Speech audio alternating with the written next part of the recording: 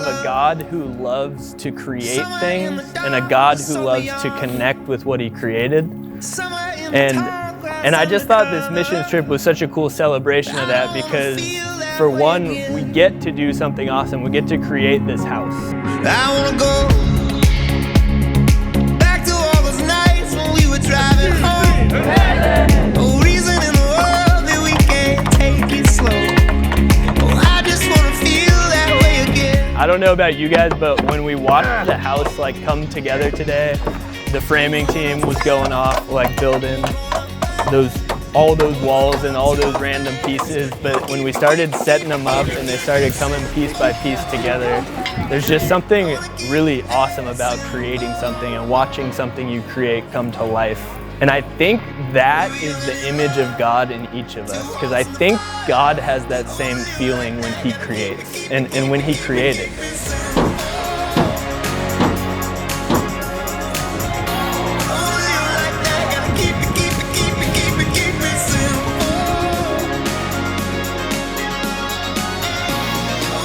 The first thing we saw God do in the Bible was to create. And he spoke the world into existence, and he's creating this amazing creation. And the pinnacle, the best thing he says he creates was us. And he created us in his image. And I think there's something in us that desires to create just like the creator we were created after. We can do no wrong, at least we think we can. I just wanna feel that way again. We're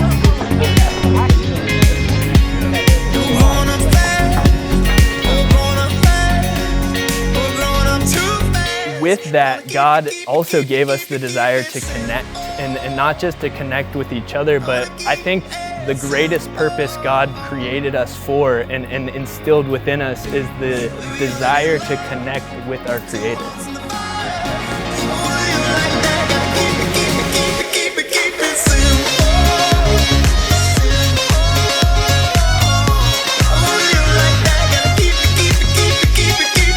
When that desire is not met with connection with God, I think there's something missing in each of us. And I think that's the exact story we see at the beginning of the Bible when God created Adam and Eve, and he gave them this desire to be connected with him.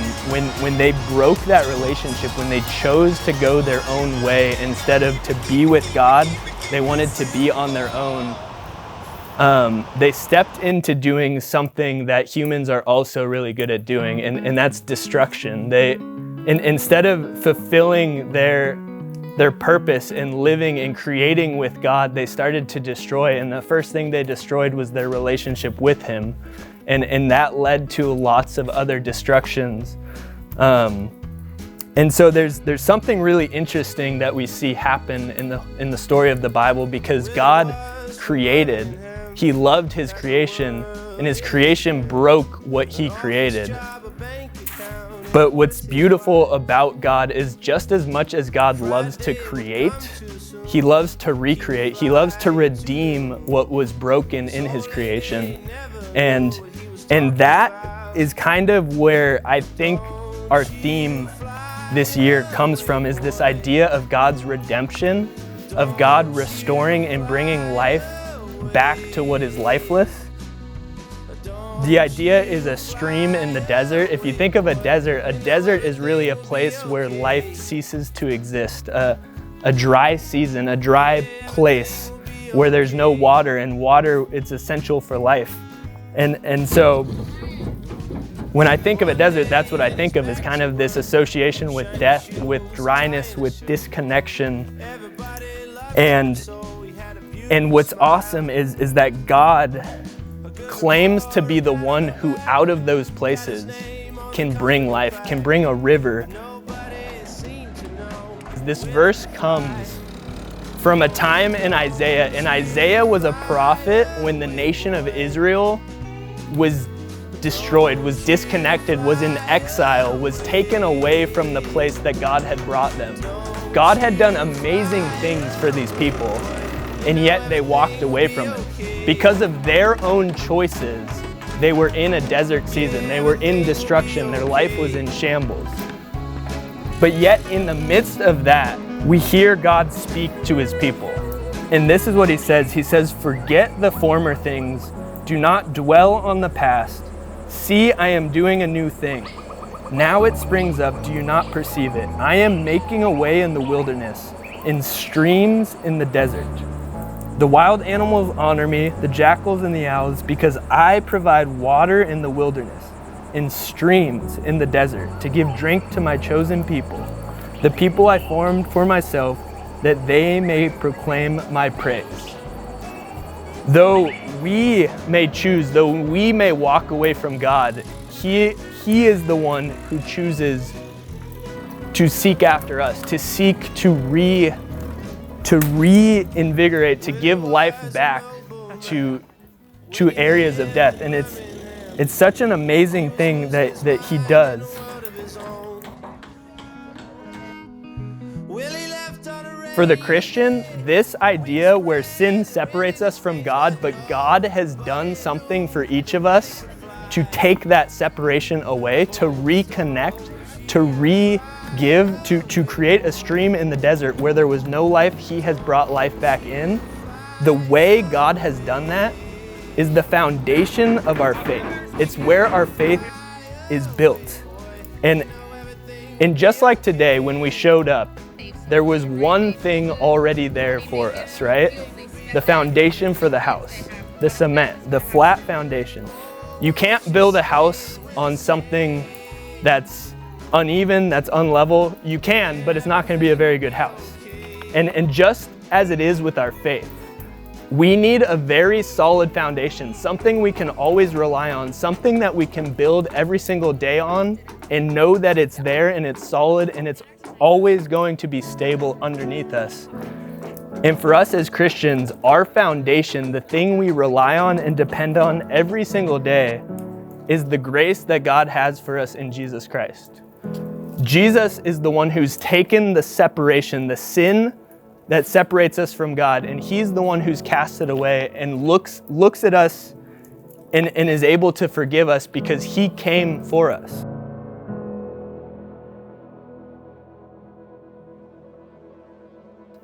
And so as a Christian, the gospel is your foundation for every day, where you say, you remember the love Christ has for you. You remember that guilt and shame have no place in your life.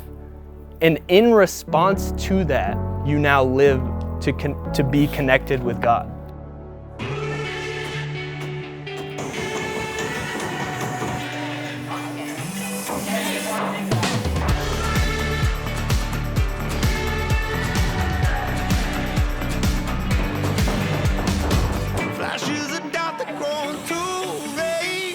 I was thinking how cool it was that we all come from this amazing place like San Clemente, a vacation destination type place. Maybe you don't live in San Clemente, but you live in Southern California, and we are leaving there to come help these people in need. Like, this family is in need. They have 7 people living in that little house that we see every day.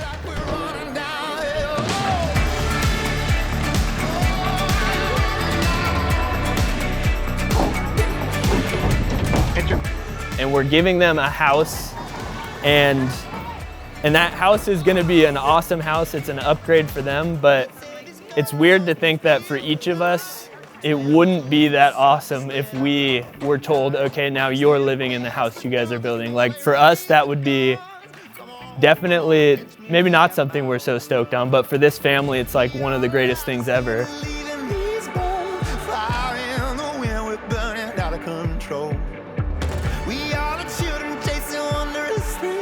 And then to see that need, to see what these people live with and are thankful for, and to leave there and go to the migrant camp where, like, we're helping this family build this house and we think they're in need, but then we go to this place where there's even more of a need. We have 25 families living in that little area, and me and Rachel got to walk the halls, and it was insane. It was like a metal little 20 by 20 room, smaller than this courtyard. and it was like metal walls, one bed, and this woman was living with 6 of her children in there. And think about, like, we brought them beans and rice, and if somebody set up a little booth in where we live and was like, free beans and rice, we wouldn't even think twice if we passed that booth. But for these people, they line up and wait and are so grateful to get even that. Like, that's a crazy thought of like the needs and what people are thankful for in their situation.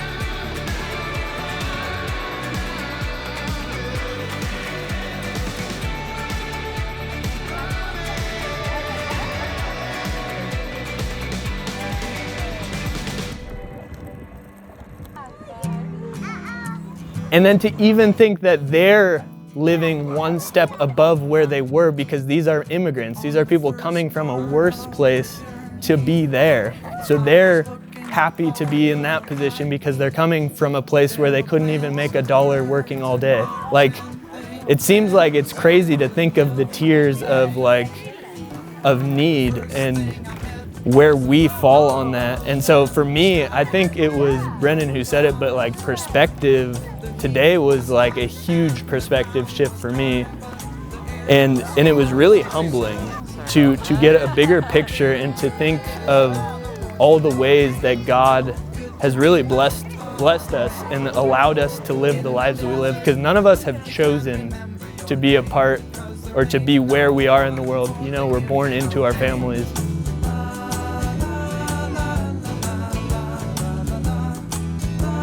When we think about our problems versus their problems, I think the perspective, what it does is, God doesn't look at our problems and say like, your problems aren't even problems, they don't even matter. I think the stresses and the problems we have in life still matter. But when you get perspective, when you gain perspective, I think we ourselves can look at them and ask ourselves the question, do the problems I'm facing, should they be affecting me as much as they are? Or can I look to my life, can I look at all the needs that have been met by God and realize I can trust Him even in these things, in the things that are my problems, in the things that are causing me stress? It's been heartbreaking. It really has been, being honest, but to be on the positive side of things, it's been really cool to see how much joy simple things can bring them. Like, we went to the migrant camp and just like bringing out a colorful tarp and some balls, like the amount of joy that can bring to them is like really humbling. Like, such small things can bring them so much happiness. The most impactful part was at the migrant camp, where I was passing out rice, and there was a little kid, a boy, who came up with his little brother, and they said he was orphans, they were orphans, and he was coming to get food for them, and that just like broke my heart, and it made me feel grateful for my family and my parents, because I never like thought of like a life without them until like I saw those little kids and he had to like take care of his brother. It's sad to see it, like in this day and age, that people still live like that, but it's just like the joy that the kids have from like a ball. Something so simple as a ball, and how I'm like in my life like not content with like anything or whatever. I'm like, oh, I want this, but even when we went today, like the kids were so happy for just the ball. They're just in front of the van, like ready for the ball. Play with that little kid at the migrant camp. Yeah, Chico. Yeah, that? he was so sick. Like, he had a pretty sick smile. He's always happy, and he like always wanted to like play. And like the smile that like all the kids put on like when we like pulled up to the camp, it's like crazy. Out of the migrant camp and the Village of Hope, I feel like what was most impactful was probably just the way that I saw the kids quiet at first. They see probably these vans all the time, and I think that God just would pull out one for each student, and watching that happen and watching each student just forget everything that was around them and focus on the kid. It was cool to see.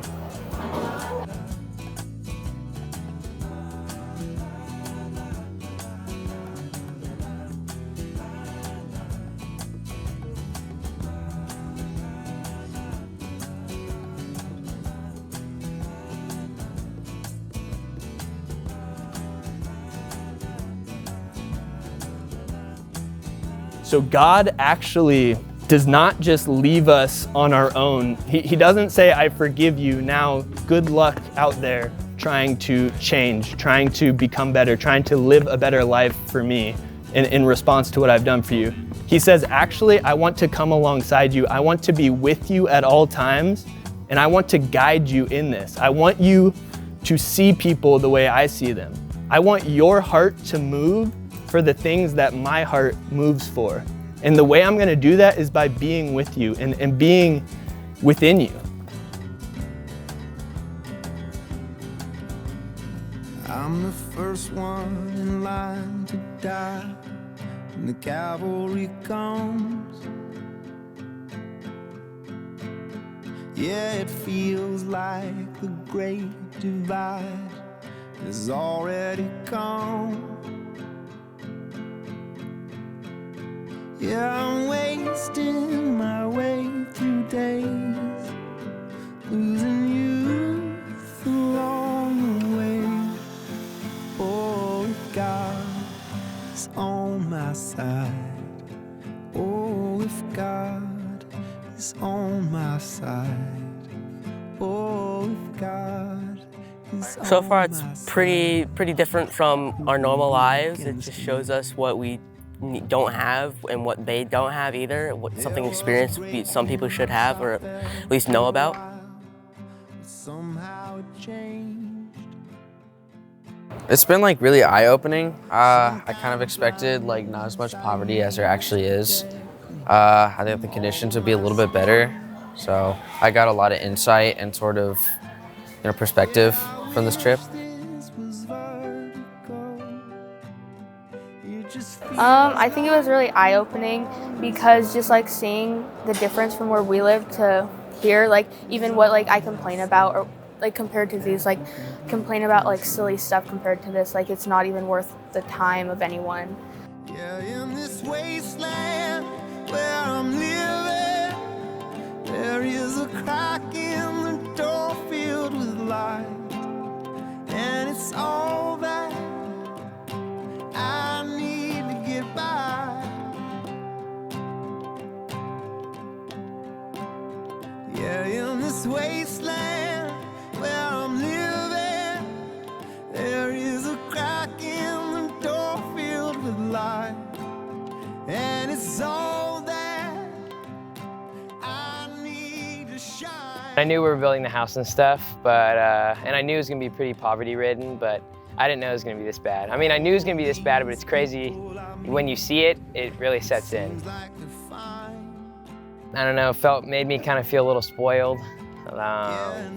Some of the things that I may like worry about or have anxiety about kind of is like afterthoughts to them. It's like they will never get, like school and stuff and make sports, like being able to play in leagues or anything, stuff like probably most of them will never have. To belong, all I feel is hurt. Oh, if God is on my Don't just focus on yourself, like focus on others, stuff like that.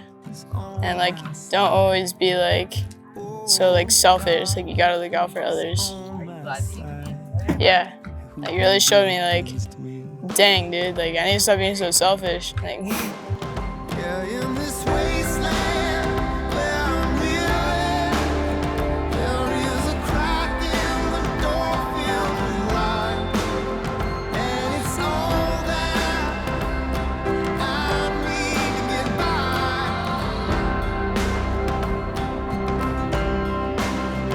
Yeah, in this wasteland where I'm living, there is a crack in the door filled with light, and it's all that I need to shine.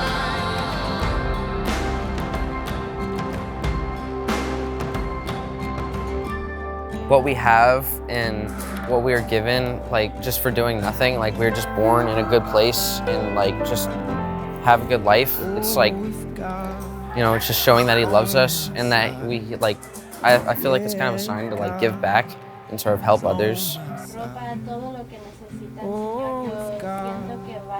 Is on my side. Who can be against me?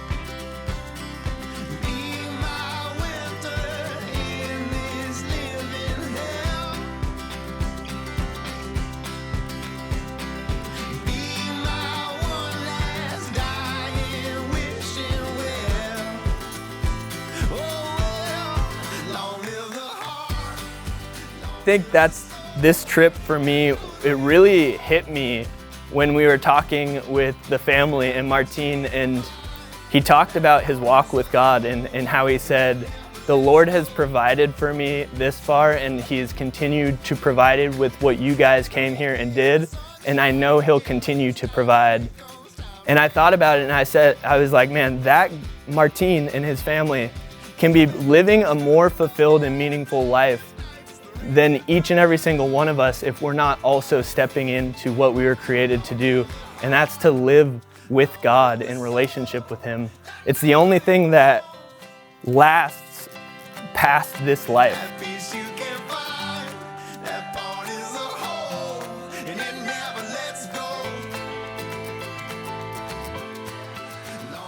Even more, like, he is the provider. Like, he's with you, like, no matter what, and he will always provide. Like, even in circumstances that seem like he won't, like, he will. Like, he shows up every single time, no matter what.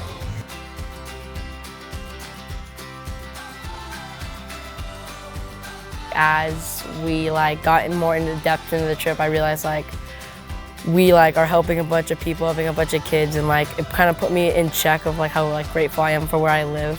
And so yeah, I'm happy for where I live and for these people. They have nothing, and so we have to be grateful for what we have, and they are 100% grateful for what they have.